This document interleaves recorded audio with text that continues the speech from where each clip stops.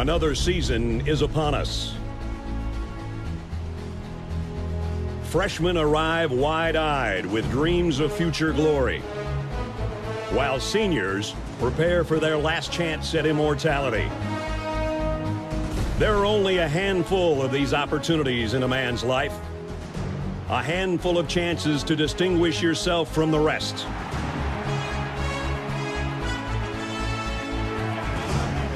It's on these fields where history is made, where legends begin and heroes triumph. Traditions tell the story of what you represent, of those that forge the legacy you uphold. When you come charging out of the tunnel, 100,000 people will be watching your every move. How you respond to that pressure is what defines you. These are the moments that reveal your toughness, your determination, and your pride. The Roughnecks on the Sooner Schooner. Ralphie charging out of the gate. And Chief Osceola planting his spear.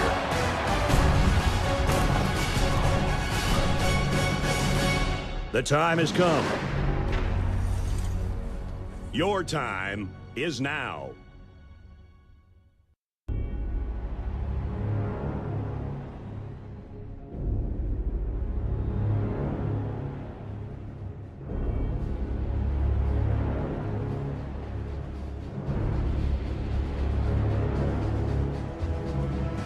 You know, I woke up this morning and I watched some of the March Madness games like happening right before my eyes, and I couldn't help but think that I am blessed to be in a sport and cover a sport where we're not debating whether teams barely over 500 should be included in a national playoff. I agree. I mean, we know at the end of the day, with when it comes down to college football, we know the best teams in it are the ones in the playoff. It's a completely different animal. We love March Madness. I love it. But, you know, if it was, you know, give up the playoff or give up March Madness, I'm giving up March Madness every single day. Yeah, it's the beautiful thing about college football is you feel the urgency of every moment, every spotting of the ball really, truly matters. And it feels amazing to be back out here on a surprisingly cool Thursday night. Thought we were going to have spring right before our eyes, but it turns out at least in my neck of the woods, we got that full spring, but that's okay. You know, some would say that this is football weather, and that is certainly something that I'm looking forward to. Welcome, everybody, to College Football Red Zone, your exclusive home for 7+ hours of commercial-free college football during Saturdays in the fall. We got a jam-packed show tonight, even though we are in the middle of March. We got our takeaways from the Mountain West schedule because that came out earlier this week, so we're definitely going to touch up on that here tonight. And then not only that as well, biggest part of the show, we are diving into the Pac-12 and taking a hard look at, you know, what teams are we feeling good about? What teams do we feel like have a lot to do going into the 2026 campaign? And I'm going to be doing that with one of my co-hosts, AT, over at Tampa 2 College Football. AT, how you doing tonight, my guy? Man, doing good. Anytime we get to sit down and talk college football, I love it. Doesn't matter if it's the Mountain West, the SEC, the Big 10, Big 12, doesn't matter what conference. I love to talk about the sport. So really excited to dive into this new Pac-12, these new teams we got coming in and all that. So can't wait. Yeah, absolutely. So very excited to taking a dive into the Mountain West and taking a deeper dive into the Pac-12 tonight. Get your favorite drink, get your favorite snack. We're going to be in for maybe not a long time, but we're certainly going to be in for a good time here tonight. So with that being said, hey, make sure you go ahead, hit that like button, hit that subscribe button as well. If you do have to be brand new, only takes a couple of moments, helps me out tremendously, and it warms up AT's cold dead heart as well. So I would truly appreciate, you warm up his heart a little bit more than anything. And if you're watching on Twitter and Twitch, really appreciate that. If you're watching on either platform and you haven't followed yet, make sure you follow. But all that being said, getting all of that out of the way, I want to point this out before we kind of dive into really who we think are the biggest winners and losers of the schedule reveal from earlier this week. I don't think people realize this, but week 0, even though it may not have the marquee matchups, it's shaping up to be a sneaky good week. Yeah, no doubt. I mean, it is. I'm excited about it. Obviously, I want less of the the overseas games, I should say, in the week 0. I love the on campus stuff, but yeah, pumped. I mean, I just can't wait for football. You could tell me anybody was playing and I'd be down to watch it. So yeah, it's going to be a good week, no doubt. Can't wait for that.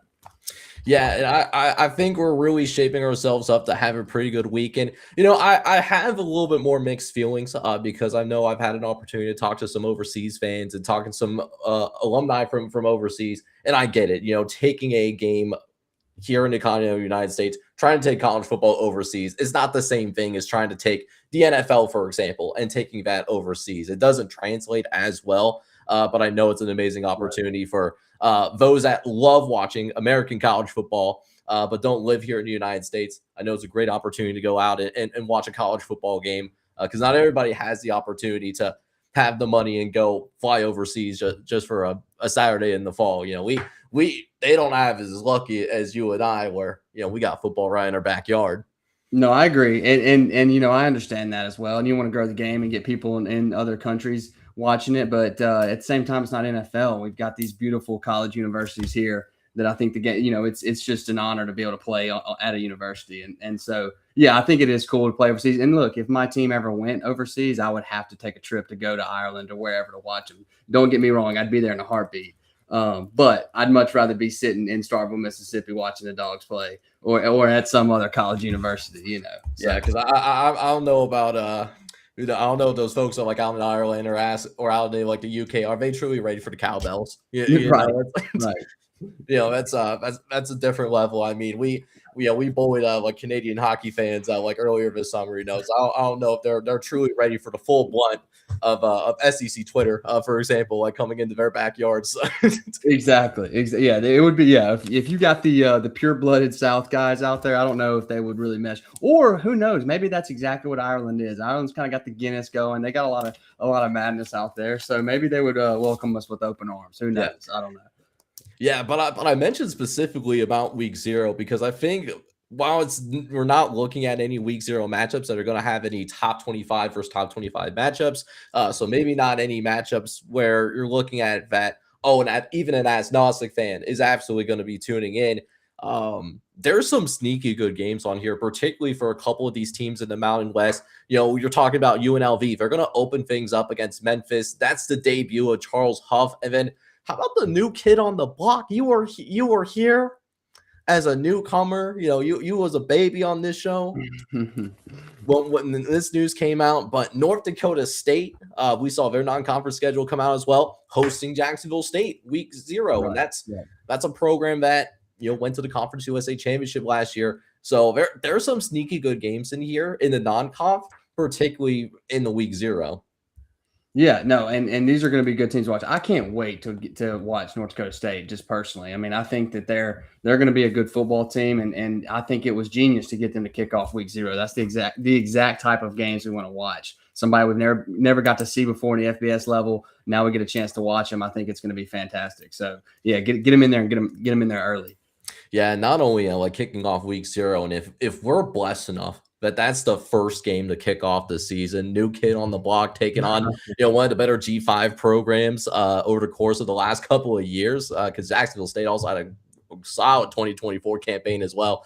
Yeah. I mean, I know, again, I'm sure that agnostic fans maybe aren't going to care as much, but, for those that, have a little bit more of a diehard and we think all ball is good ball, I mean, that sounds like cinema to me, man. So no doubt. And the Memphis game is going to be a good, the UNLV Memphis game is definitely one to watch. I mean, Memphis, I think they're going to be really good next year with Charles Huff and absolutely UNLV's been kind of on the up and coming there with Dan Mullen at the helm. So, I mean, I think that's going to be a good game. That is a game that you could have two top 25 teams by the end of the year. They might not start there, but there's a good chance you're talking about those guys ranked at the end of the season. So that's definitely a game to watch to figure out who might be one of the better G5 teams in all of the G5. So yeah, and it's a critical moment as well for the Mountain West, especially with all the transition that they've had, and we touched up on it earlier in the pre-spring previews, with a lot of newcomers and also a fair number of departures as well, with seemingly half of the conference leaving to go join the Pac-12, for example. So having UNLV play in Memphis and North Dakota State playing in Jacksonville State, two teams that you're expecting to be in that top half of the Mountain West, That's a measuring stick game to see how does the top of the Mountain West stack up against your top half of the American, as well as possibly the top half of the Conference USA as well. I think that's going to be something to watch out for, really, if you're looking at it from a more holistic picture. Yeah, no doubt. No doubt. I totally agree with that. I think it's regardless, we're going to get some exciting football, and we're going to get to learn a lot about some teams we don't know much about going into the year. So that's going to be a lot of fun. And it is tough. I mean, these week 0 games, sometimes you have guys that don't really show up. They don't play as well. It's really sloppy football 9 times out of 10. But it still gives you an idea of what you're working with. It's pads on, and it's not spring anymore. It counts towards the record. So. Yeah, and it just goes to show how passionate as well these G5 fan bases are. As O&O Sports, one of our fellow co-hosts, found out the hard way. He got ratio today by Sidelines Kennesaw State. He was asking, our thoughts in terms of him being ratio today. And the only thing that I could say about that is, could it be me? So couldn't be me. I got ratioed in other aspects. I think Bud Elliott was whipping me up, and he's a 100K follower, so he's got 100K following, so that wasn't great. But you know what? I'm going to stand on my ground out here, and we got your back always, Colton. Yeah. So. Yeah, it just goes to show, as a wise man once told me, is that smart people can say casual things, but most of the time, casual people aren't saying smart things. That's right.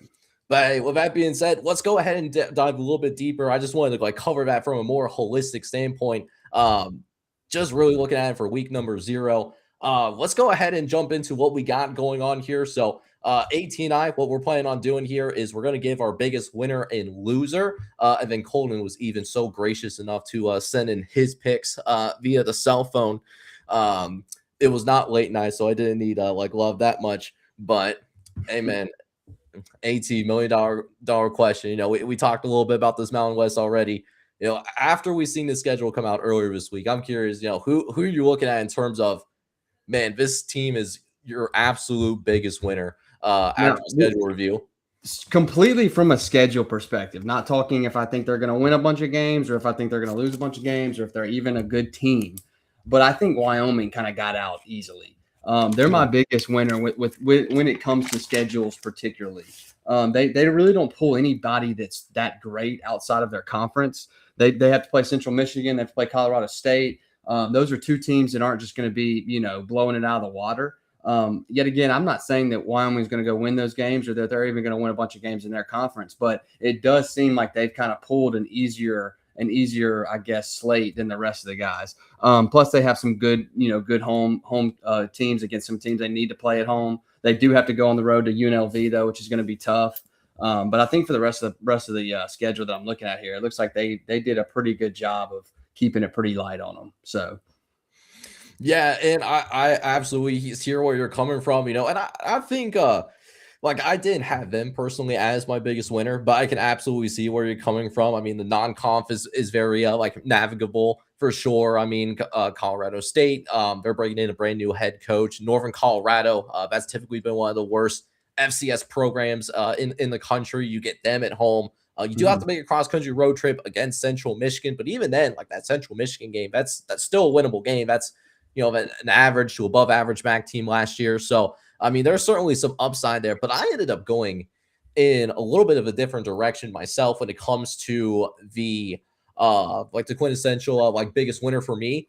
I really like how North Dakota State's schedule lines out. I really like that they're going to be able to break in, and it's not their fault because, I mean, they're part of the FBS for 5 minutes ago, but no power conference opponents that they have to worry about here in year 1. So they'll have a chance to really get themselves used to at least G5 level competition first and foremost. Having Jacksonville State as the opener, I think that's going to be a sneaky good game in week number 0.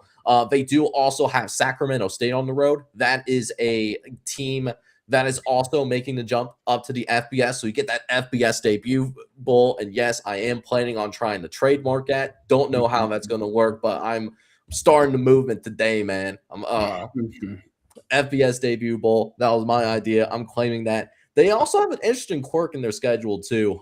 San Jose State on the road. That's a non-conference game. So that's how North Dakota State was able to fill out their non-conference schedule without having multiple FCS opponents. So I think it's arguably the easiest schedule in the conference.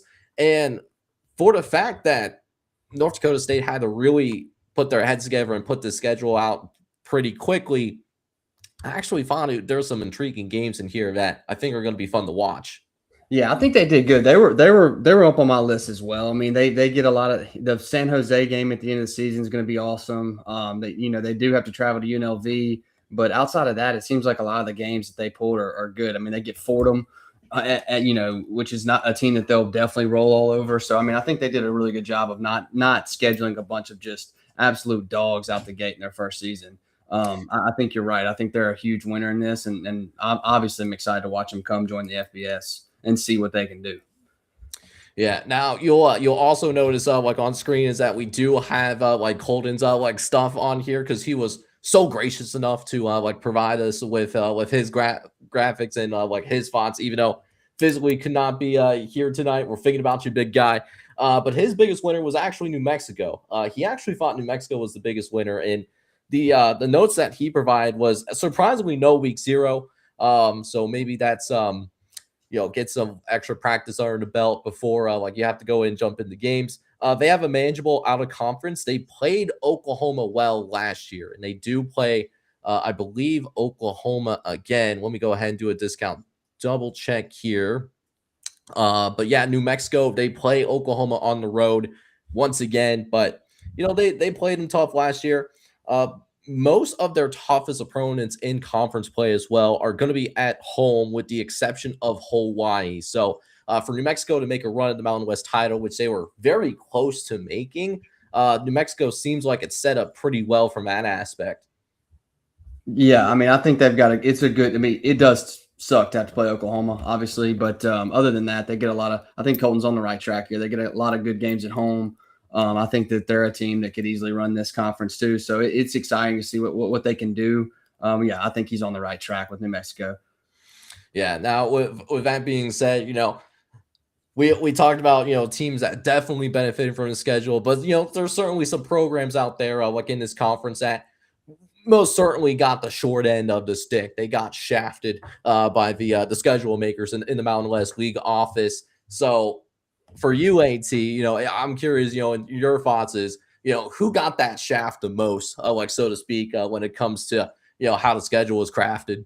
Now, in the in-conference, the team I'm about to mention, I think their in-conference schedule is actually pretty favorable for them. But their out-of-conference is brutal. UTEP pulls at Oklahoma State, at Michigan. Then they got to play Oregon State right after Michigan. I mean, they're playing P4 team after P4 team out of conference. Now, yet again, I think in-conference they're doing okay. They avoid UNLV entirely, which is good. They pull a lot of the tough teams at home. They get to play San Jose State in the Sun Bowl, Nevada in the Sun Bowl. I mean, it's just that out of conference looks crazy. You got 2 top 25 teams, top 20 teams already on the conference, and you're going to both of those teams. I'm guessing they're going to make a nice payday on that. I'm guessing UTEP's gonna get paid for those games. But yeah, it's going to be tough for them to pull out some wins. That's for sure. Yeah, and I know like Colton was actually like on the same wavelength as you for a lot of things that you're talking about, not only with having like some tough road games against New Mexico, North Dakota State, and Air Force. Air Force is always no one wants to play a triple option team, right? But to go and play a triple option team and have to go do that on the road, that's certainly not ideal. Having Michigan and Oklahoma on top of that, and something that needs to be mentioned as well is this is Scott Walden's 3rd year with the program. And it's important for him to show progress in the 3rd year. Otherwise, we're looking at possibly UTEP getting a new head coach. So to have that rough of a schedule in your 3rd season where it's a make and break year, whether you're going to be the coach long term for this program or not, certainly not ideal by any means. No, it's not. It's going to be tough. It's going to be tough sledding for UTEP, no doubt. Yeah, and I thought about going them because they were certainly up there in terms of like one of the more difficult schedules, but I ended up going in a slightly different route, to be honest with you. I ended up going with San Jose State.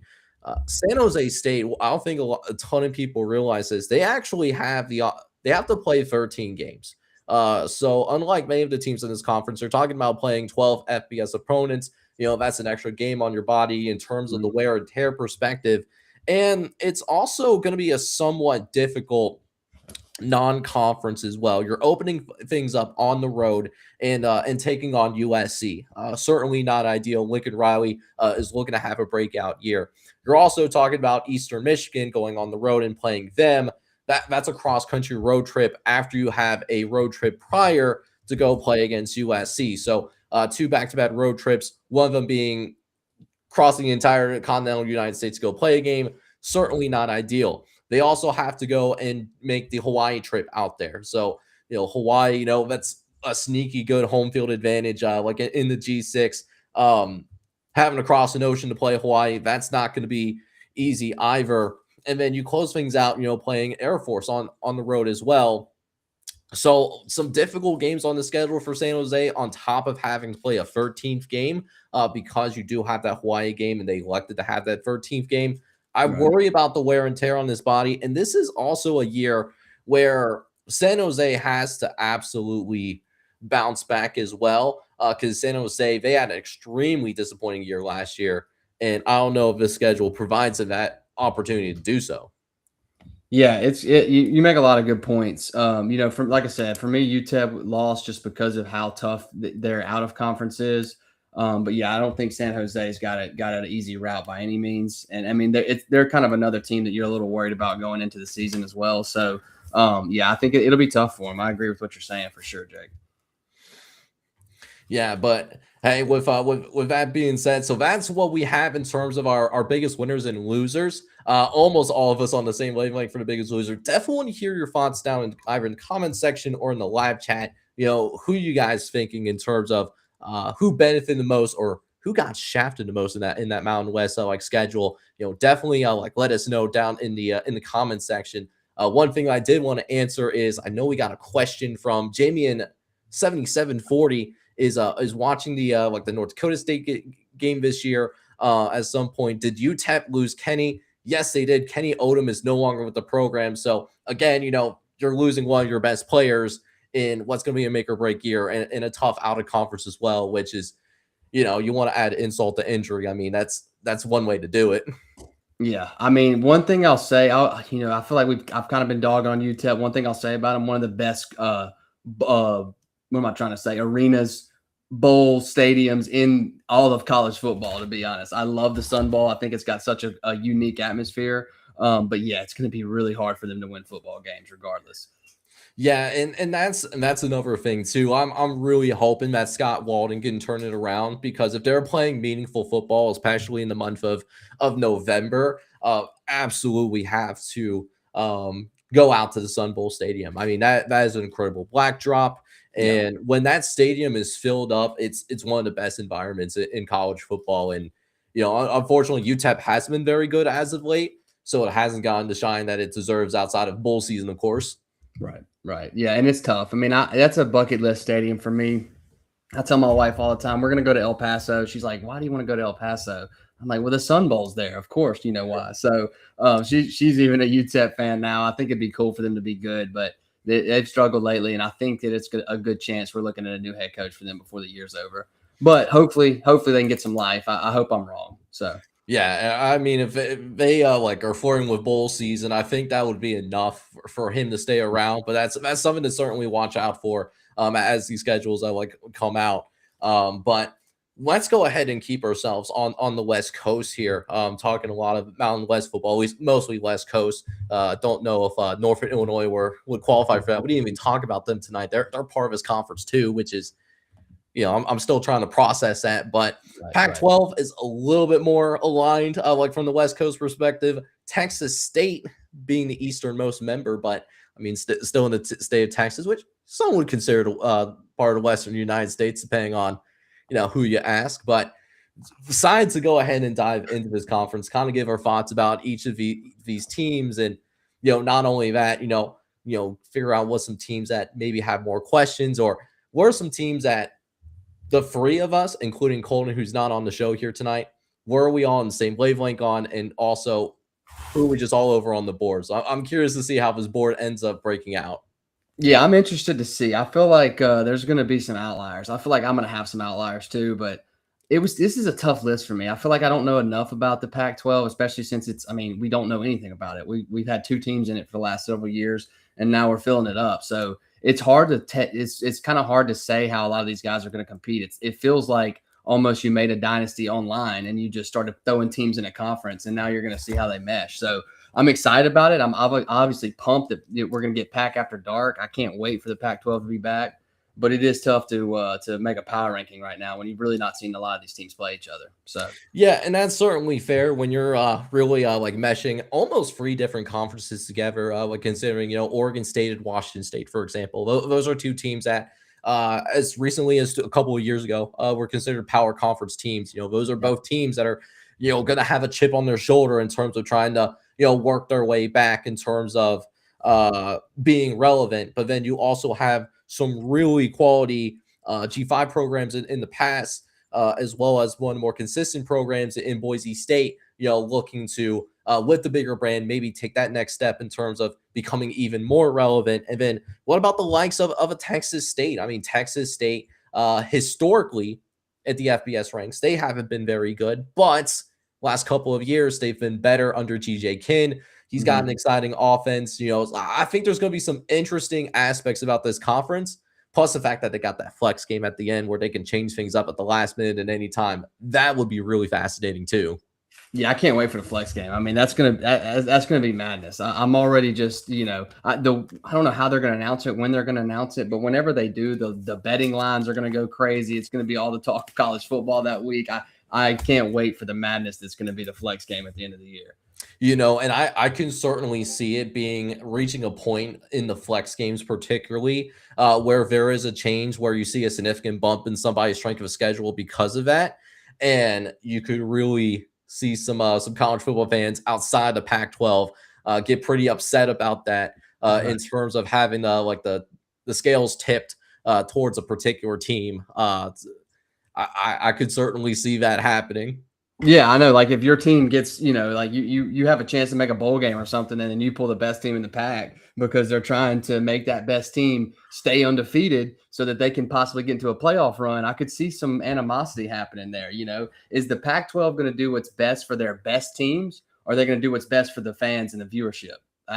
Time will tell on that one. But I think obviously if they've got a team on the fringe of getting into the playoff, they're going to do everything they can to push them over and get them in, because that's what they're looking to do now. They're trying to compete again.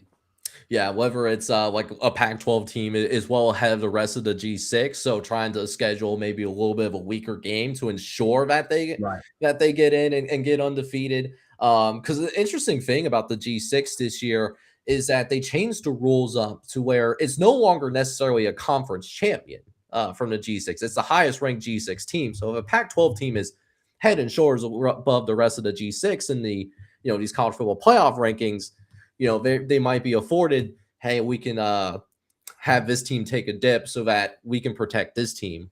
Yeah, it's going to be interesting, and I wouldn't blame them for doing it, but if that does happen, there's going to be a lot of outrage.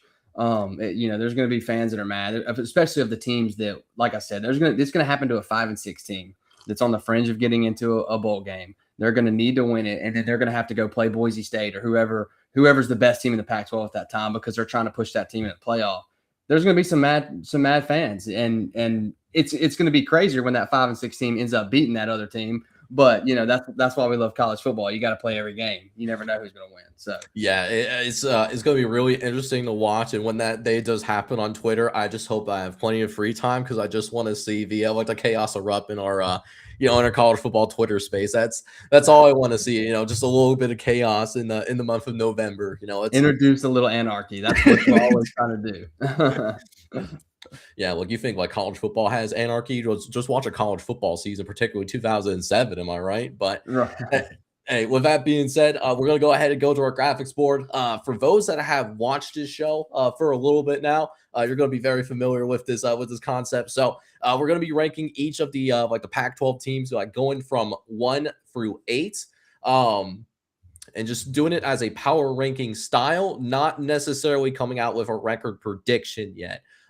Especially because we're still here almost midway through March and we still don't have schedules for everybody, which is, I didn't think that would be a problem, but it is what it is. I figured we'd be good.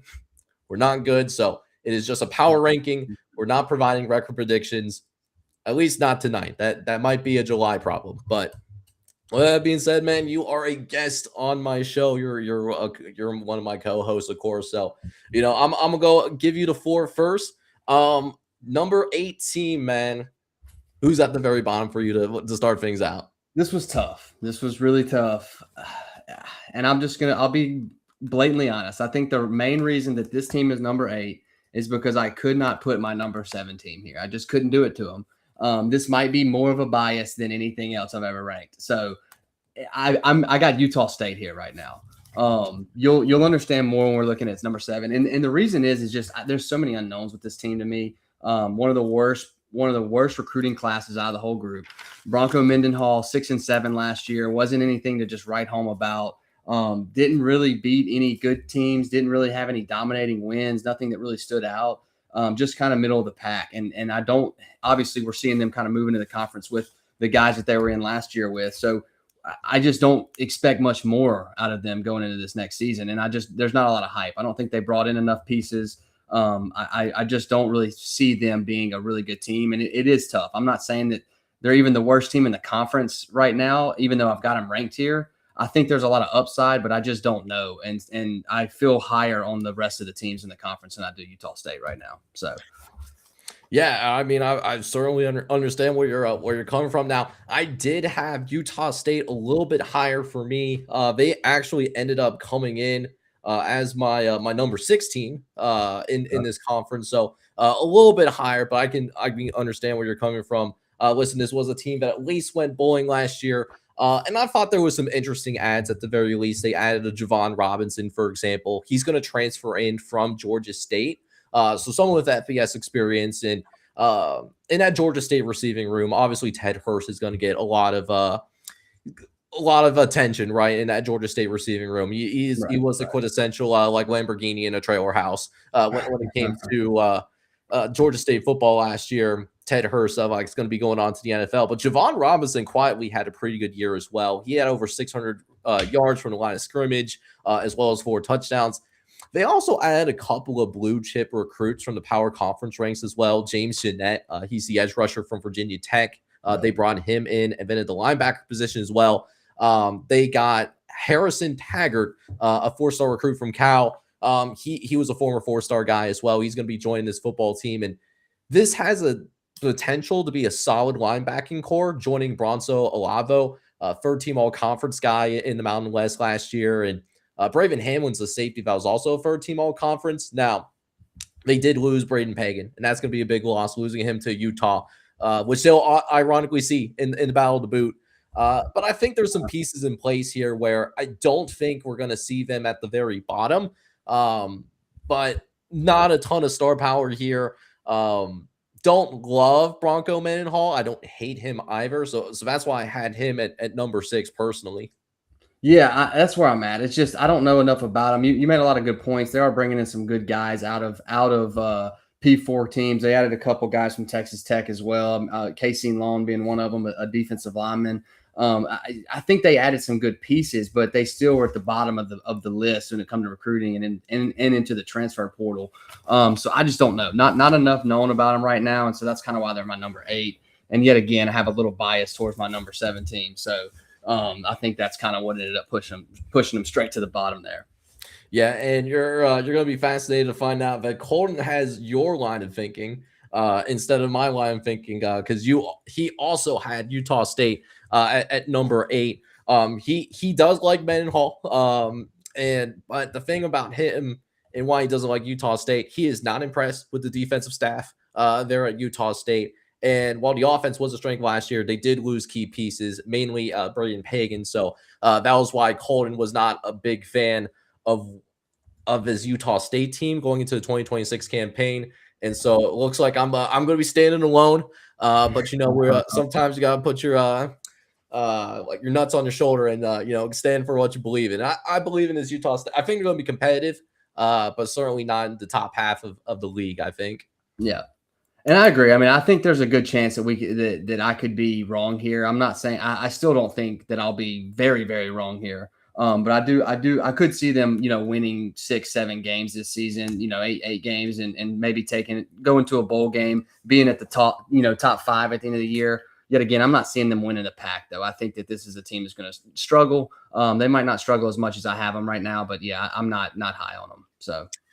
Yeah, so I guess I need to kind of delve into who I actually have at the very bottom, since I'm the only one that apparently believes in Utah State a little bit more.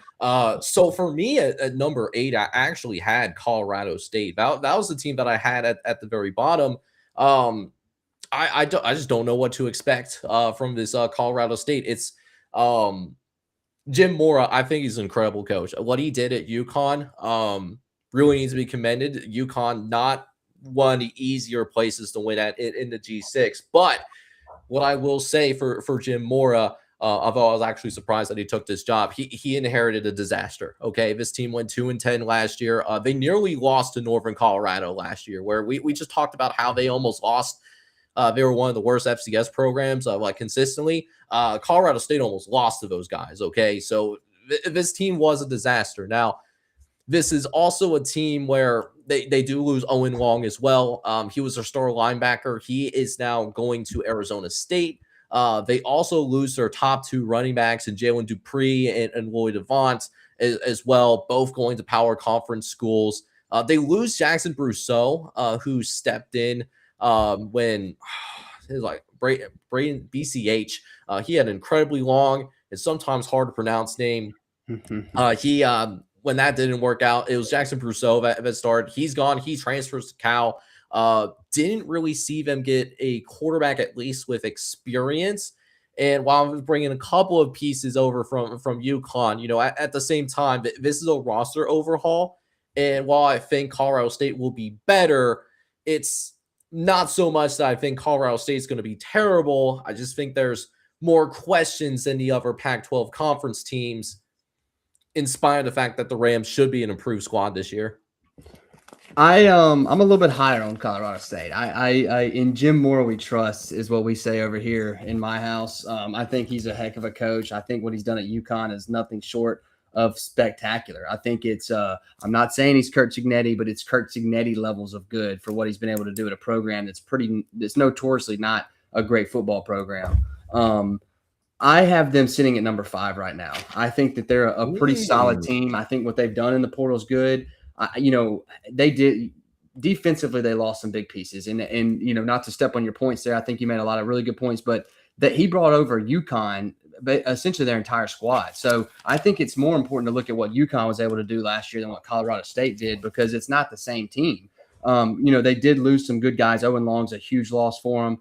But they were able to bring in essentially their entire team. Like I said, I mean, the quarterback room is going to be up in the air. They got Kason Farrar that came from UConn, but they also added some guys outside of just that UConn squad, like Caleb Presley out of SDSU is a 4-star. They also added Jordan Mosley from my own hometown of Mississippi State. He's a 4-star wide receiver. We're going to miss him. So I mean, I think they got some good pieces in, and yet again in Jim Mora I trust is kind of my mentality. So.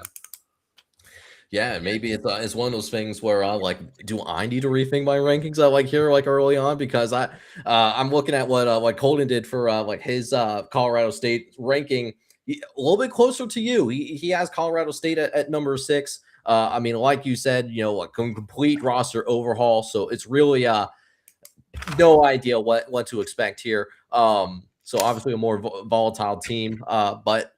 Jim Mora believer. And I believe Jim Mora. I think it's going to get turned around at Colorado State. Just the thing is that I think this is a higher level of competition overall than what he went up against at UConn last year. Yeah. So I know UConn had an incredible season last year, but he's losing his 2 top stars from that team. Both of them are going to the NFL, right. And they were a big reason for some of their bigger wins, like the game that they won against Duke, for example. So I just I want to caution the optimism here in year number 1, but I absolutely think that Jim Mora can come out here and turn it around. Just want to level set. I think year 1 could be a little tough. It's going to be tough, and I totally agree. And I'll just be completely honest. This is kind of a gamble for me to put them this high. I mean, when I was doing the research and everything, I kept going back to them at 6. But I just, for whatever reason, was like, in Jim Mora I trust. That's kind of been a motto for me. So I'm going to go ahead and throw him at number 5, and that's what pushed him up there for me. And I know my number 6 team is going to be different than yours. It was tough for me to put him there, but we'll get there when we get there. I really do like Colorado State. I'm not saying they're going to win the Pac, but I think they'll be competitive for sure. Yeah, so I mean, with that being said, I know we talked about that number 6 team, but before we get to your number 6, we got to get to your number 7 first and foremost. Right. So, what the heck is that number number 7? What are we looking at here? I got my Beavs at number 7, Oregon State. I hate to put them this low. It was tough. I almost had them as the last ranked team, to be completely honest. New head coach, they did well recruiting. They did have like the number 3 portal class out of the Pac-12, which I thought was good. But you got Jamarcus Shepard coming in. We don't know anything about him. He was the Alabama assistant coach last year, which is good. It's good. He's got some really good experience, but still first time head coach. We just don't know much about what he's going to do for the Beavs. And they've struggled. They've struggled a lot. So for me, there's just not enough, going in their direction right now. They do add some good pieces, a lot of P4 guys. They add AJ Newberry out of Vandy. They add Brady Jones coming from, Western Michigan at quarterback. So a lot of unknown for him, though. Just not really excited about him. I want him to do good. I will be cheering for the Beavs always, but right now I'm just not excited about what the future holds going into next season. So. Yeah, I mean, I hear where you're coming from because I actually had Oregon State in the exact same spot that you did. It's the first time that we agreed tonight. Hallelujah. I had Oregon State also as my number 7 team as well. So the biggest problem with Oregon State last year is, okay, so for a team that went 2-10 or 3-9, right? That type of team, you expect the team to be absolutely atrocious, like offensively and defensively, right? That's usually the first 2 units that you look at. For a 2-10 to a 3-9 football team, I don't remember exactly what their final record was. I know it was really rough. No. They actually weren't that awful on both sides of the ball. In fact, there was probably some games where you go back and look at and you would think, okay, Oregon State probably should have won at least a couple more games. The Houston game immediately comes to mind. And then the Sam Houston game, ironically enough, they probably should have won that game in retrospect as well. The biggest problem last year was their special teams. Their special teams was historically awful. I know we have a big Oregon State fan that typically follows the channel here. He would be the first to tell you that as well. And I look at this team, they made some additions, and I think outside of special teams, I think they're going to be better, with what they brought in. They brought in a lot of fascinating pieces, mostly from the FCS ranks, but it's a lot of guys that have production, which is something that I always love when you're getting somebody from the transfer portal. That being said, when I was looking at those special teams additions, I didn't really see anything that would scream that their special teams would automatically be fixed from last year to this year. So I'm expecting there to be a lot of close games in the Pac-12. Special teams matters. And because I don't think the special teams is going to be that much better, that was why I couldn't have them any higher than number 7. And I see Jamie's in the chat saying, don't knock the Beavs. Look, it hurts me to do it. It really does. I'm a Beav guy over here. I love the orange and black. I think a Beaver's probably the coolest mascot that we got in college football right now. I mean, I love everything about it, but I'm not excited about them as a football team. So that's kind of why I'm low on them. But hopefully I'm wrong. If I'm going to be wrong ever, I hope it's about Oregon State because I want them to be good. Yeah, for sure. And Colton was on the same wavelength as us as well. He actually had Oregon State at number 7 as well. He likes the Jamarcus Shepard hire, which I know that was something that you talked about, AT. But I think something that we haven't necessarily talked about is they were rated in the portal a little bit this past year. And while I think we both agree that the roster is improved overall, I don't think that it's improved enough to make a massive year 1 jump, if that makes sense. Yeah, no, I agree. That's exactly where I stand right now. I mean, I think that they could be better, but I don't think they're going to be that much better than they were. So, I mean, a lot of room to grow for Oregon State. So, all right. So we still need to figure out what your number 6 team is at AT. So, we got Utah State off the list, Oregon State off the list.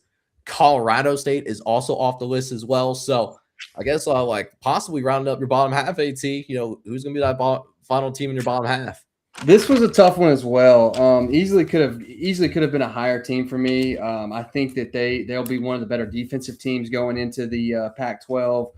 just not a lot to be excited about for me. I feel like you're going to counter me here and maybe make me change my mind, but I'm sitting at Texas State right now, number 6. I feel like you're going to have them higher, maybe even in your top 4, but just don't know a lot. I mean, just don't know what to expect with them going into this Pac-12. 7-6 last year, didn't do great in conference play. GJ Kine at head coach. I do like him. I think he's a good coach. They still have that freshman QB they had last year that will play really well for him. I have a lot of hype around him. I think he's got a ton of potential. I think it is a lot to say for them that they do have some young talent that is going to do nothing but get better. But just not talking about them developing, acting like it's the same team as it was last year. I feel like they're going to be another 6-6, 7-6 with a bowl win type team. So just not entirely hype on them. They got to prove some stuff to me first. So.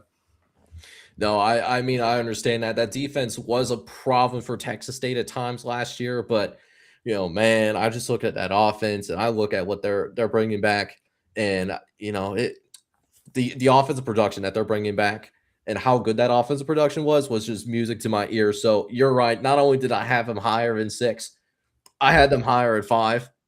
Okay, 5. Oh yeah. Okay. I had them number 4.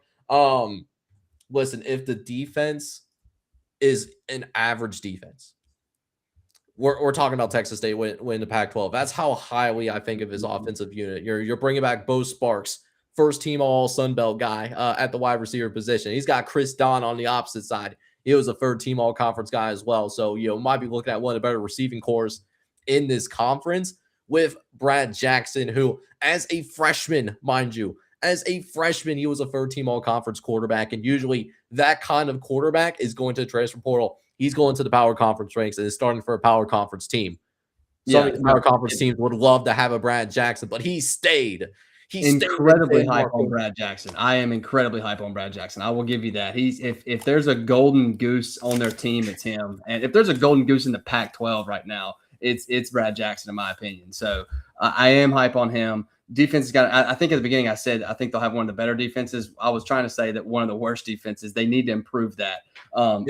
Substantially. So I'm right there with you. That's kind of why I've got them at 6. So yeah. So I hear you. Like the defense has to improve, right? But I look at this team that's loaded up on offensive weapons, and actually they also got a couple of receivers from the high school ranks that I think could also contribute right away. Lakeon Graves was a 4-star recruit in this 2026 recruiting class. He is a Texas State Bobcat.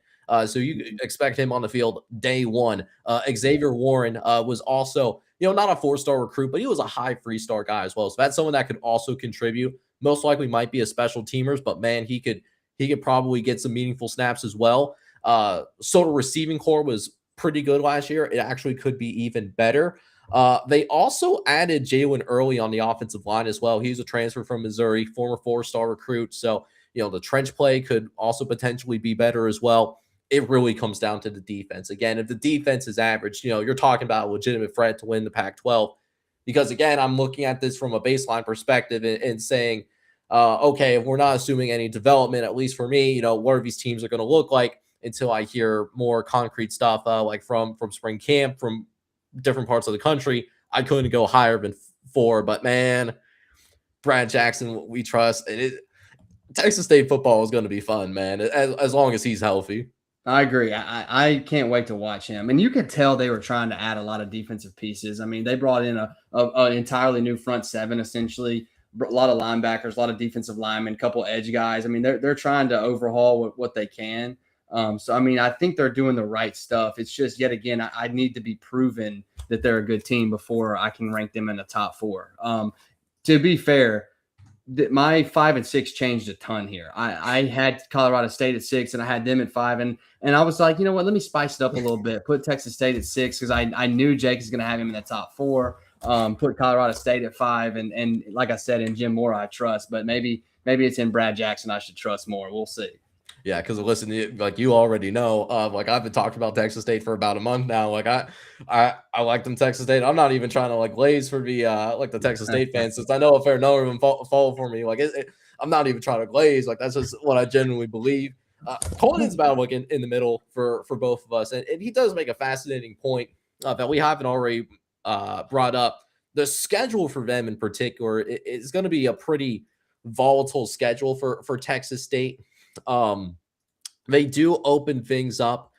They got at Texas, UTSA, and North Texas as well. So they do have an FCS game against Incarnate Word. So we could be looking at Texas State being 1-3, like after the month of September, and then jumping into Pac-12 conference play. So there is a possibility for Texas State. I do want to acknowledge them possibly missing a bowl game, but still doesn't change the fact I think they're going to be a fun team to watch this year. Yeah, I agree, and I I'm excited. I really am excited to watch the offense and hope the defense is improved. I can't say his name because it stumbles me up. G.J. Kine. I think he's going to be a great head coach, and we could see him maybe coaching the P4 levels eventually. But excited to see what they do next year. So. Yeah, and I will say he's probably been one of the best coaches that Texas State has had in at least their FBS history. Really the most success that they've had since making the jump into the Sun Belt. I guess that does mean I still need to get out here, and I need to finish off this bottom half because you completed your bottom half. Yeah, Colin has completed his bottom half, but I haven't completed my bottom half because I did not have Texas State in my bottom four. But someone has to be that fifth and final spot. So for me, that fifth and final spot, I'm curious what your thoughts are on this for not only Colton, who's not here tonight, but for you as well, AT. I have Washington State at 5. I think that this is going to be a volatile roster. Kirby Moore is coming in, someone that doesn't have a ton of coaching experience. They just have a whole different cast of characters. Now, they added a ton of pieces, but then they also lost a handful of pieces as well with Anthony Pilano, Isaac Terrell, and Bryson Lamb. So I'm concerned about their front seven going into this. Most of those guys I talked about leaving for Iowa State.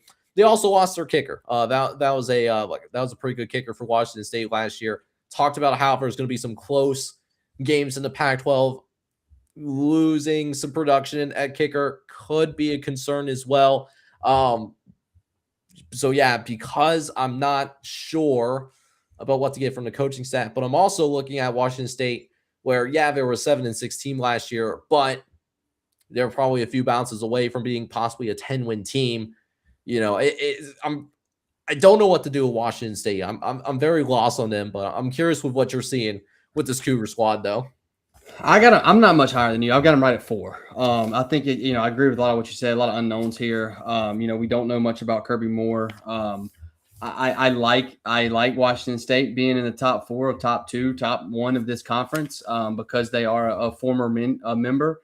Just like I like Oregon State to be good. But yet again, there's a lot of unknowns. I think that they did do a great job in the transfer portal. They had the number 1 overall class out of the entire Pac-12. They added Caden Pinnock, and I'm sure I'm saying his last name wrong, but he was almost the Jerry Rice freshman of the year for the FCS. He was the Big Sky freshman of the year, so he's somebody that's going to come in and be a heck of a player for him.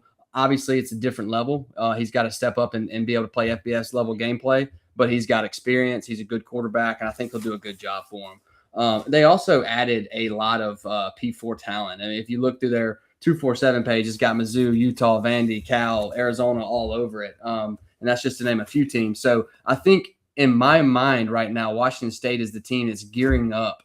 They're not here yet, but they're gearing up to be the most P4-like team out of this conference. And I think that's saying a lot for them. Yet again, they're a team that's got to prove some stuff to me, though.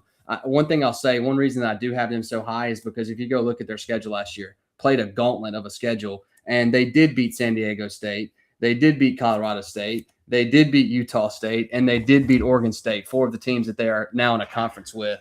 Now, granted, they only beat Oregon State the second time around, but yet again, they were the Pac-12 champions, and I think we need to respect that for them. So we'll see what lays in store for the Cougs, but I'm pretty hype on them right now. Yeah, and I think it's just a matter of Washington State has to figure out how to keep their coach long term, because we're talking about Washington State being on their third coach in the last 3 years. So, now that we see this Pac-12 being revived, and it's mostly made up of teams that have historically been a part of the G5, and now we would consider it the G6, partially because of those G5 ads. it's really an inflection point, not just for Oregon State, but also for Washington State as well, just in terms of maintaining relevance. And, this year, with it being a brand new coach is one thing to be middle of the pack, but really, if you're Washington State and Oregon State, you're looking at, you need to be in the top half of your conference and competing for Pac-12 titles year in and year out, which sounds like an unfair expectation, but you're trying to maintain relevance. That's really what you're going to have to do here. So more to come. I'm hoping Kirby Moore stays for more than a calendar year. I'm hoping for their sake, because I know there's a lot of passionate fans in Pullman, but Colton is a little bit higher on this Washington State football team. He's got them at number 3. He really loves his portal class, which I know that you talked about. So certainly is there's some room for them to maybe not necessarily be elite this year, but they could be a very good football team. They do return some key players on the offensive side of the ball, which I think should matter. And so just loves the potential of the offense. We talked about Texas State's offense being good. Washington State's offense could also be very good, and as well as has a little bit more consistency defensively that we can expect right out of the gate. Yeah. I mean, I'm obviously I agree with Colton. I think they're going to be a really good team. Just some unknowns there, which is why I don't have them in the top 3. So, all right. So with that being said, I mean, we're talking about that top 3. So we're going to figure out these title contenders. Yeah, like who you got in that starting off in your top 3, man. Yeah, I've got Fresno State sitting there. Good football team. I think they added some good pieces out of the portal. It's there yet again. There is some unknowns with this team, but I'm hype on them. I think that they'll do a good job, and I do think that they can compete for a Pac-12 conference title. I mean, I think that this is a football team that's got a lot of hype behind them. Yet again, they do add Christian Martin out of the portal, add Catrick Bennett out of the portal as well. Some guy, Christian Martin's going to be their quarterback starting next year. I'm pretty sure. But I'm hype on Fresno State. It sounds like you are as well. So interested to see what you say before I step on all your points there, Jake. Oh no, you're right, man. You're right, man. I really like this Fresno State football team, and so much so I actually have them higher than Freak. I actually have them as my number 2 team in this conference. Listen, Fresno State was a pretty good football team last year. They were in that Mountain West championship hunt deep into the month of November. And they, unlike some of these other teams in this conference, they did not get rated in the transfer portal. As a matter of fact, they had multiple defensive all-conference guys. They're back. Simeon Harris is a corner. He was first team all-conference in Mountain West. He's back. Dejan Latit, he's an interior defensive lineman for this Bulldogs football team as well. All third team Mountain West. He's back. And, not trying to be punny here, but he's a dog as well. They also added Rayshawn. They kept Rayshawn Luke as well, which is an underrated add as well. One of the best special teamers from a kick returns perspective in this conference. I think that's going to continue even as Fresno State translates into the Pac-12. They also added Dylan Hampton, the edge rusher from Sacramento State. 8 sacks in 2025 in the Big Sky Conference, one of the best conferences at the FCS level. That's a conference that has, like your Montana State, some FCS beef in there, so to speak. And Dylan Hampton still able to consistently get to the quarterback. And I mean, it doesn't matter what level you are. If you're getting 8 to 10 sacks a season at the college level, I mean, you're a dog, which is why he is a dog on this Fresno State team. So, and Matt Entz, he's a solid coach. He's a quality coach as well. So I think there is a real world where we see Fresno State playing for the Pac-12 title at the end of the year. Yeah, I agree, and I do like Matt Entz. I think he did a good job in his first season last year. Obviously, won 9 games. That's huge for anybody at Fresno State. Has some experience back at North Dakota State as a head coach. So he was a winner. He was there winning championships in the FCS level. I think that he's good for them. I think he can get them heading in the right direction. One thing I did want to mention why I've got him at 3, kind of sitting outside. They did lose some offensive line pieces. Jacob Spoomer. I don't know how to say his last name, but he was a big piece for them. A guy that played guard for him for a while, then switched over to the center. A leader on that offense. I think that they will be missing him.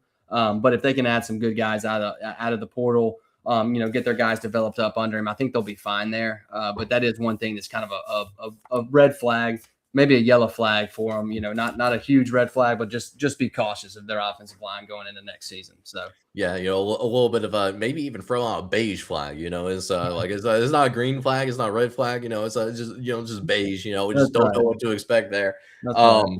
What Colton does have the similar same wavelength as me, though. He actually does have him at number 2. For a lot of the same points that I've made like earlier tonight. Yeah. Why he didn't have it at number 1 though is he who's going to be that quarterback this year. He did find a way to win with EJ Warner, and EJ Warner's been up and down as a starter, dating back to when he was starting quarterback for Rice. So when he was starting quarterback, people were playing with food like during his time at Rice. He was a little bit better at Fresno State. So what do you get out of that quarterback position this year? If you get that productivity out of the quarterback position, you have a chance to be the best team in this conference. Defense should be really good, but yeah, quarterback definitely a big question, but still a lot of pieces alike outside the quarterback position, though. Yeah, I agree, and I think that they added Christian Merton out of Maryland, and he's good. I think he can be good for him. One other piece they lost that I didn't mention, which is something else, was Richie Anderson, their tight end. He was a big piece for him. They like to go to him a lot, so he ended up going to A&M. It was a big step up for him, and from what it sounds like, he's going to be a starter at A&M. So that was tough for him. But like you said, there's some things we don't know, but I still think obviously all three of us are extremely hype on them and think they have a chance to win this at the end of the year. So. Yeah, for sure. So we'll go ahead and keep things going here in terms of, I guess, who the heck is my number 3? If I had Fresno State higher than number 3, and it is San Diego State for me. I had the Aztecs coming in as my number 3 team in this conference for this year. So I'll say this about San Diego State. It's really fascinating to see this. I don't really see this a lot of other places. So Sean Lewis has an offensive background. He was formerly the head coach at Kent State, and then he was the offensive coordinator at Colorado. Then he left there to be the head coach of San Diego State. And so you would normally think, okay, offensive background, the offense would be a strength, and then the defense would really depend on the defensive coordinator, right? Well, it's kind of the opposite here. The defense was really dominant last year for his Aztecs football team. Offense was a little bit more touch and go for the Aztecs. And while I still think that this defense is going to be good based on some of the production that they brought in from the transfer portal, like namely, particularly their secondary. I think their secondary in particular is going to be sneaky good. They also lost a lot of guys on the defensive side of the ball in the transfer portal. None of them were as important as Chris Johnson, though. He was looks like a second-round pick in the NFL draft, like based off what I've seen from mocks. That's going to be a massive loss, losing a shutdown corner like that. But then you're also losing, Ryan Henderson. He's at A&M. Trey Light, he's going to Texas Tech. You got multiple other defensive players going to Nebraska. And then to top it all off, you lose your kicker. The kicker is going to be gone like a girl in the country song, AT. He's going to Washington. So they do bring a couple of key players back. Lucky Sutton, all-name guy. I think we can agree on that potentially. Yeah. But he was also a first-team all-conference player in this comp in the Mountain West last year as well. So there's still pieces here, but I do think San Diego State's going to take a slight step back in Sean Lewis's 3rd year, but not a huge step back necessarily because of those transfer portal additions. I got them at number 3. Yeah, I'm in the same boat. Obviously, I've got them sitting at number 2 right now. They're not my number 1 overall. It looks like we do agree there, Jake, who we got sitting at number 1. But what I'll say about them, a lot of the same things you point out. They did lose a lot of defensive guys. I think that's a testament to how good of a football team they were. You got a lot of these guys going to the P4 level. One guy I'll mention, Owen Chambliss, that they lost. That's a tough one going to Nebraska. I'm sure Colton's really pumped about that. He was their leading tackler last year. So it's going to be tough for them. Like you said, though, they do bring back Lucky Sutton, a 1,300-yard rusher. They keep some good pieces around, and I do like Sean Lewis. I think he's a heck of a head coach. He changed around a lot for them. I mean, when he got there, I think his first season he maybe won 3 games, and then in his second season he won 9. So it's a pretty big turnaround, and I think he's finally got them trending in the right direction. So I think it's pretty scary to see the development that he did with those guys so early on. Like I said, a lot of them leaving for the P4 level. So if he can continue to do that and add the right pieces, I think this is a team that could easily win the Pac-12. I think they could easily be in the hunt every single year. So excited about San Diego State. One thing I'll say about their kicker, they should be able to find somebody out there on the West Coast. I mean, there's so much soccer going on. Surely they got a guy that can come in and kick some field goals for them at least. Like, shoot, if they even have to go to like the San Diego State like soccer team, man, if that's what they got to do, I mean, that's what they got to do. And we've seen it before. We've seen it in the SEC. Vanderbilt going to the women's soccer team, find themselves a kicker. So I mean, it can be done. It has been done, and it will continue to be done for dire kicking situations. Even with what they're losing, I think both of us are a little bit higher on San Diego State, though, than what our boy Colton has. Colton has them at number 4. For a lot of the reasons that you and I are talking about, with the concern about losing some of those key guys that they had on the defensive side of the ball. But one thing that I think hasn't been mentioned too terribly much, they also lose their defensive coordinator as well. So again, I mean, there's still potential for this defense to be pretty good. I think it's really just comes down to how much of a drop-off there is. I think that there is no to very minimal drop-off. We're seeing San Diego State playing in the Pac-12 title game. But if there's a noticeable dip, then we could be seeing San Diego State possibly teetering on being the bottom half of his conference. So a little bit more volatility than maybe what is expected of San Diego State. But I personally think, as someone that's in the middle, I still think they're going to be pretty good. Yeah, I agree. I think they're going to be a good football team. I'm hype on the Aztecs. I think they'll be good. Yeah, so I don't think there's really like any like huge surprise here. We all have Boise State as the top dog in this Pac-12 conference, but I'm curious, man. What stood out to you in terms of why you really love this Boise State football team going into the 2026 campaign? It just feels like they're the best team right now, and I know that's not a statistical answer. That's nothing that gives nobody anything, but they've been the best team, one of the best G5 programs in the last couple of years, especially since they've had Spencer Danielson at the head. He was there when Ashton Jeanty was around. I mean, he's done a really, really good job. They were in the hunt for the Midwest every year, in the hunt for a playoff run the last couple seasons. So, I mean, this seems like the perennial best team right now. One of the best teams in G5, but the perennial best team in the Pac-12. They bring back a lot of good guys. They bring back their sack leader in Jaden Virgin Morgan. They also bring back Maddox Madsen. So, I mean, just really excited about them. I mean, I feel like they're going to do a really good job. They didn't just get absolutely rated in the portal either. I mean, they did lose some key pieces. A couple guys went to the P4 level, but outside of that, they did lose Ty Benefield. I'll mention him. He was a stud safety for them. That's going to be as a nickel type guy, step up, make a lot of tackles for him. Went to LSU, and he's going to be a starter at LSU on the defensive backside. We know that LSU's DB University. That just shows how good he was at Boise State. So that's something to look out for. But I think they've done a decent job of trying to replace that.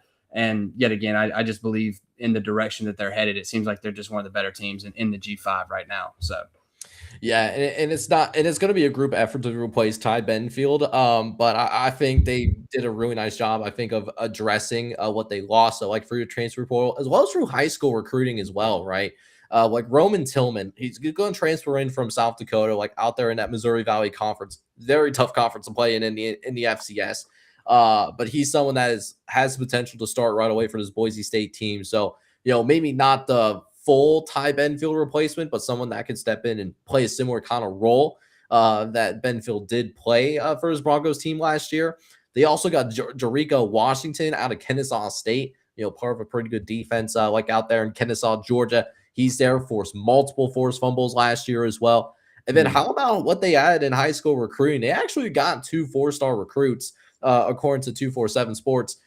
Cole Cronin, who's an offensive tackle, and then Terius Favors is going to be a wide receiver. That's also was a 4-star recruit as well. Both of them joined this Boise State team. Both of them you could see in the starting lineup this fall. And then we talked about Maddox, particularly if this guy, he's back to form, because I know he struggled a little bit last year.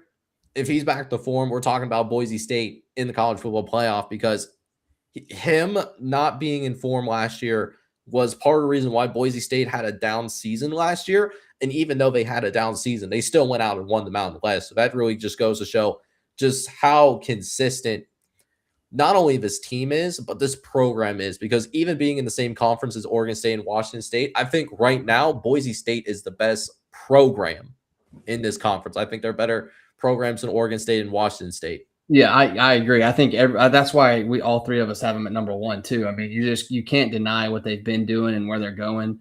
It seems like if you're a good player on a really good team in the P4, and then you're not getting the starting time you want, you're going to want to go to a team like a Boise State or like a Memphis or like these teams that are on the up and coming. A North Texas maybe they did get kind of rated and stuff, but Boise State seems to be the team in the G5 for me that's headed in the best direction of everybody because they've maintained their coach.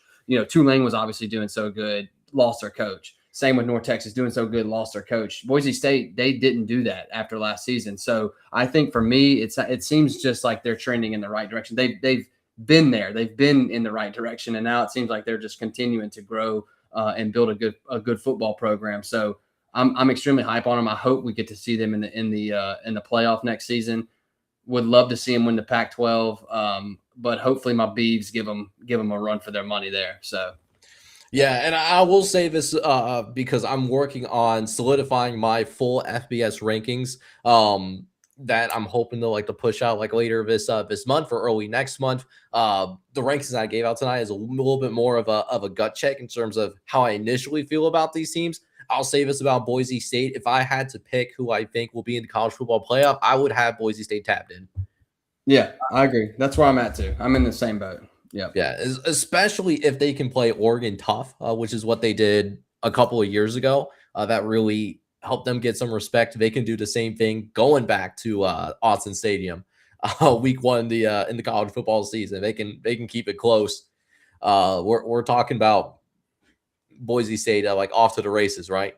Yeah, absolutely. I mean, yeah, they're a heck of a football program. They're moving up. I mean, I don't think it'll be any time before they're trying to get into the Big 12 or the Big 10, with the way the conferences are going now. I think that they're trying to become a powerhouse program, and they definitely are in the G5, G6 level. So, interesting to see. Maybe they get the upset in Austin early. Yeah, I mean, you'll listen. I don't know if the college football world is ready for all that, but hey, listen, man, I'm all for it. I'm curious to hear from the chat as well as for those of you that are watching after the fact, in the comments, if you think somebody other than Boise State wins this conference championship here in 2026, because I know that it was pretty unanimous among our group. Definitely let us know who you think would win the Pac-12 and why you think it is if it's not Boise State.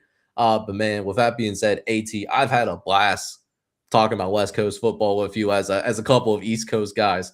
Before we sign off here tonight, is there anything that stands out to you that we haven't talked about the Pac-12 that you're really interested in and curious about for this 2026 campaign? Man, I think we hit all the points. Obviously we did mention the flex game towards the beginning of it. That's obviously going to be something that's interesting, unique, and exciting. Yet again, it's what makes us love this sport of college football. We love the fun stuff. We love the chaos, introduce a little anarchy. We love that. So I don't know, man. It's going to be interesting. I think there's a lot of stuff up in the air. It wouldn't surprise me if I was completely wrong on some teams on the back half and completely wrong on some teams in the front half. I feel pretty confident about my top four, but I think this is a conference that's really going to shake some things up next year. So, yeah, and I'm curious to see if the flex scheduling, is that going to be a long-term thing, or if that's something that's going to be in the short term, and it's something that they're mainly doing for the sake of trying to make sure that these teams don't have to schedule as many non-conference games. Because I mean, you're talking about even with a round robin, you're talking about 5 non-conference games, which is a lot to fill out over the course of the year. I'm curious if that's something that they keep as a presumably add more team, because I'm assuming they're not going to stay at 8 forever, or is it something that we see for the long term because it ends up being a smashing success? I feel like they're going to add some teams. I feel like they'll add, two more programs, 4 more programs, and once they do that, the flex game will go away. But, maybe they get crazy ratings on that flex game and they're like, man, maybe we should just keep it like this, and it is a in-conference game. So they're going to be making a lot of money off that. So I mean, I don't know. We'll see. I think it's finally time that the Pac-12 is doing something to become relevant again, though, and that's good for college football. Yeah, absolutely, absolutely. I'm glad to see the Pac-12 back, and it's gonna be some it's gonna be work for us like East Coast folk to like to stay up late, alongside like the flying test for as well, because I'm sure they're gonna have some like 10:30 like midnight like kickoffs, but well, when you get into college football season, man, like we'll sleep in February. That's right. Yeah, I mean that's the whole point, right? I mean I'm gonna be staying up late watching these games. There's no doubt about that. So, hey, we're going to go ahead and get ready to sign off here tonight. But, hey, thank you guys so much for listening in for over an hour plus.